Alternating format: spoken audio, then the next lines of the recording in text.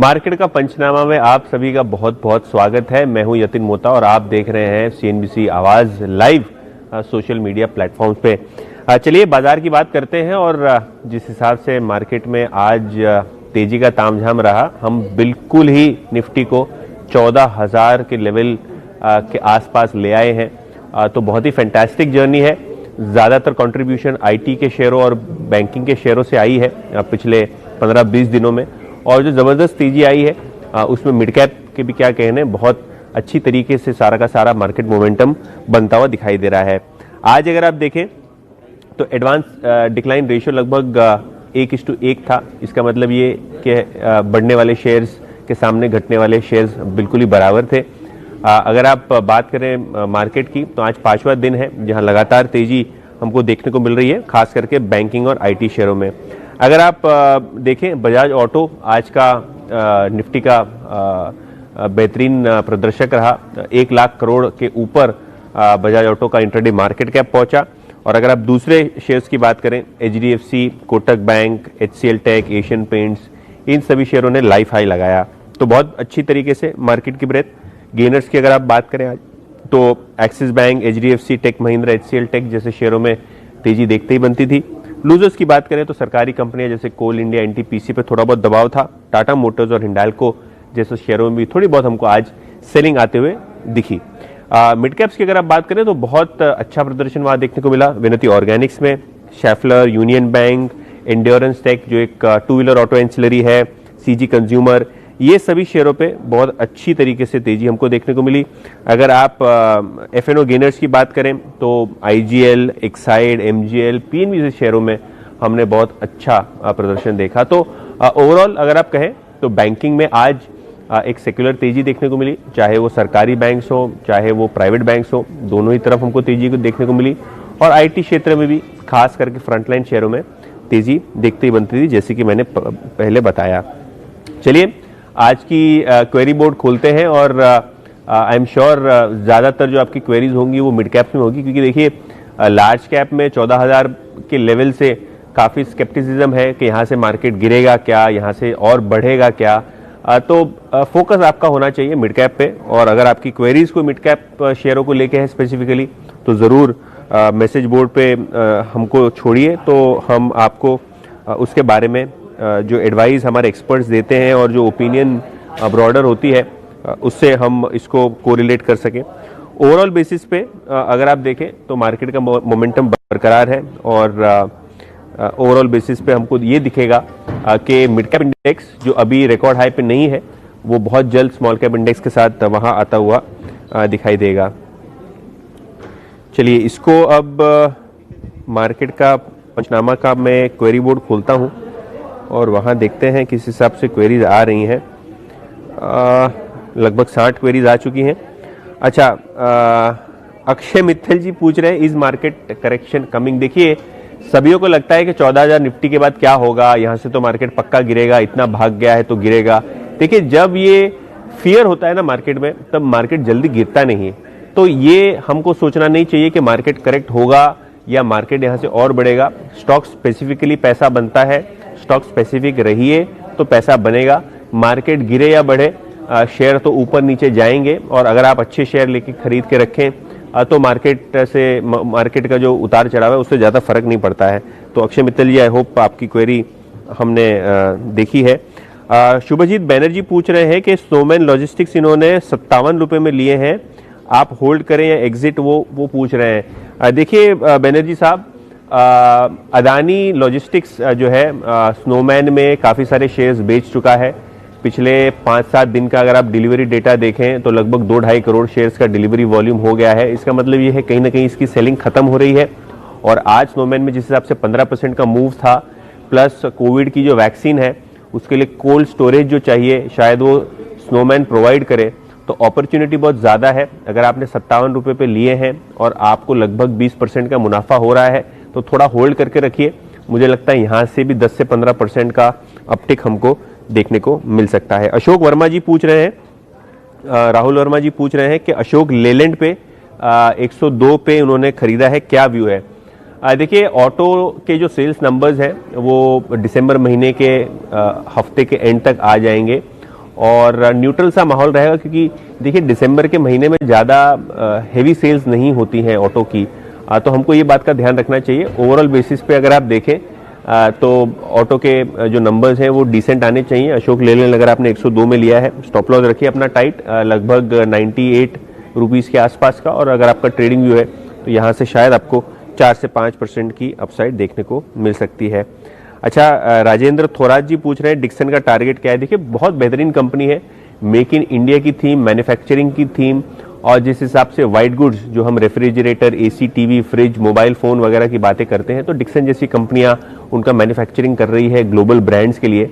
तो अगर आप डिक्सन की बात करें तो बहुत उम्दा शेयर है आपका। अगर लॉन्ग टर्म का व्यू है तो डिक्सन टेक्नोलॉजीज पे श्योरली एक होल्ड बनता है। अच्छा, नीलेश साहा जी पूछ रहे हैं बेक्टर फूड्स और स्पाइस जेट पे क्या व्यू है।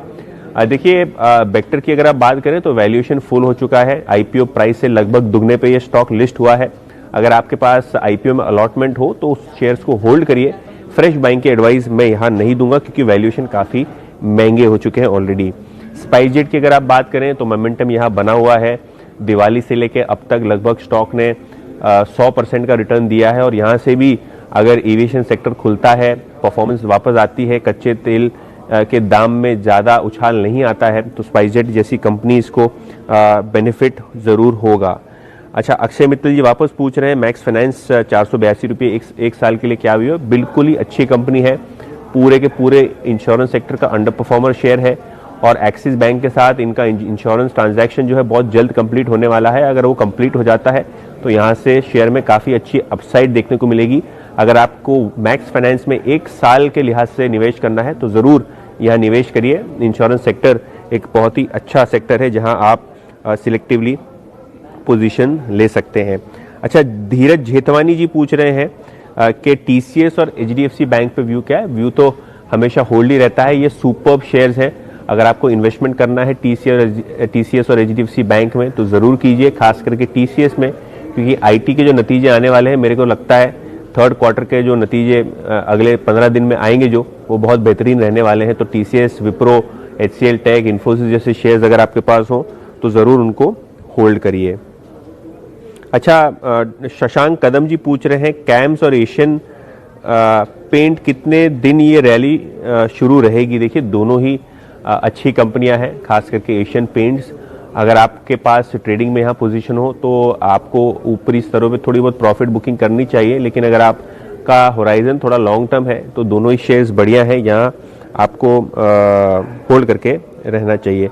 अच्छा, अमित जी पूछ रहे हैं कि विप्रो बायबैक में पार्टिसिपेट करें या होल्ड करें, प्लीज एडवाइस। देखिए बायबैक में जरूर पार्टिसिपेट करना चाहिए, क्योंकि बायबैक का जो प्राइस है वो मार्केट प्राइस से ऊपर है। तो अगर आपको बायबैक का लाभ लेना है तो जरूर अपने शेयर्स वो बायबैक में टेंडर करिए, और अगर आपको लगता है कि बायबैक में टेंडर नहीं करनी चाहिए, बने रहने चाहिए, तो वो आपकी बट ऑब्वियस चॉइस है। लेकिन अगर आपकी जगह मैं होता तो जरूर बायबैक में टेंडर करता, क्योंकि प्रीमियम पे बायबैक अगर हो रहा है तो हमारे जैसे निवेशकों के लिए ये फायदे की बात है। अच्छा, ओवरऑल बेसिस पे अगर आप देखें तो आईटी सेक्टर का जो आउटलुक है बहुत बेहतरीन है।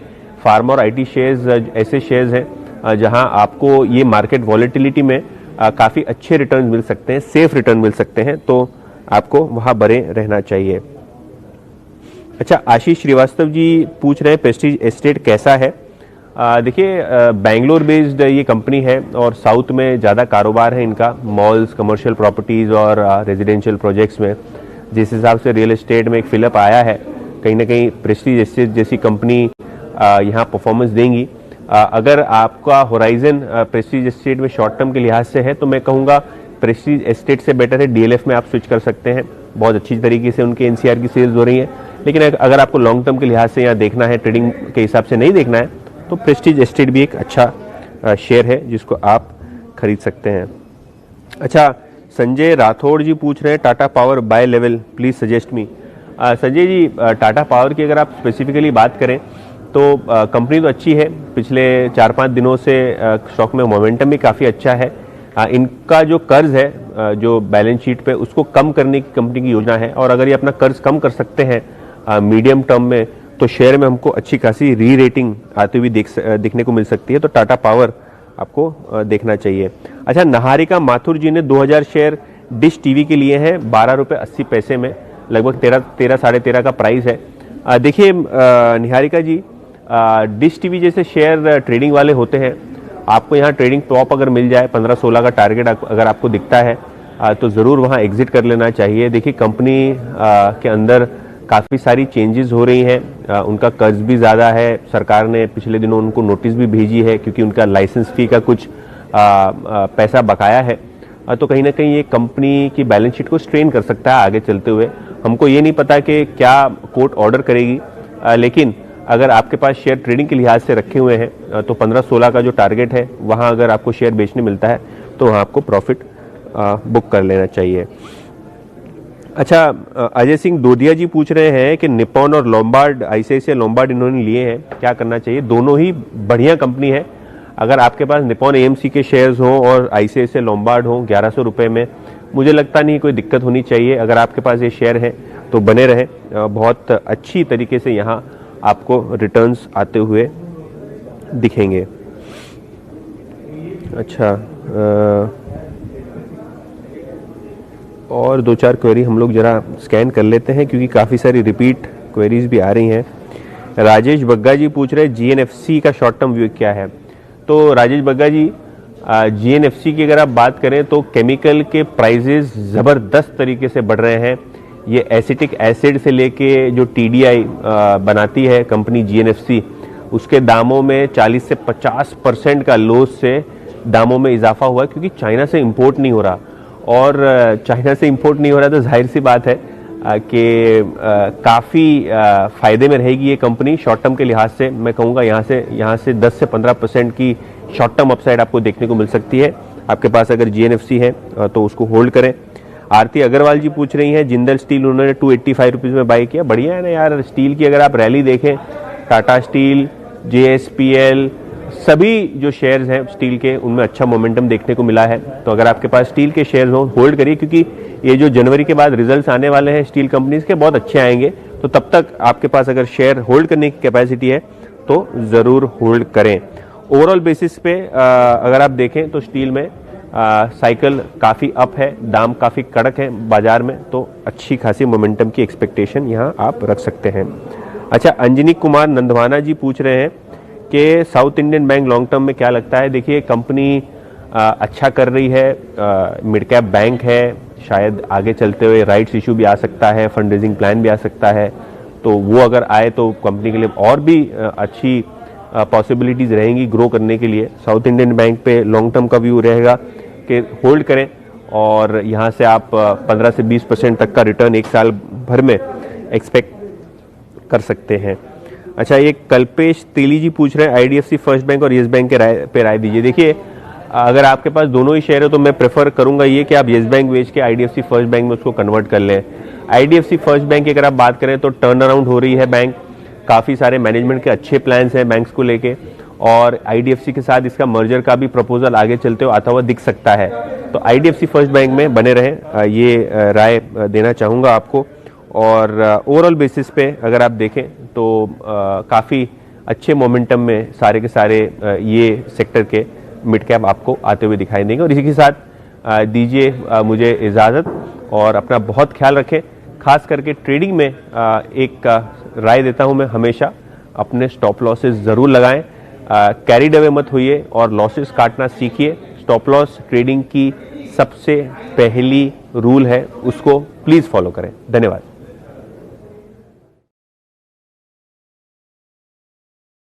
फ्रेंड्स, मिलते हैं अगले वीडियो के अंदर, जब तक के लिए गुड बाय।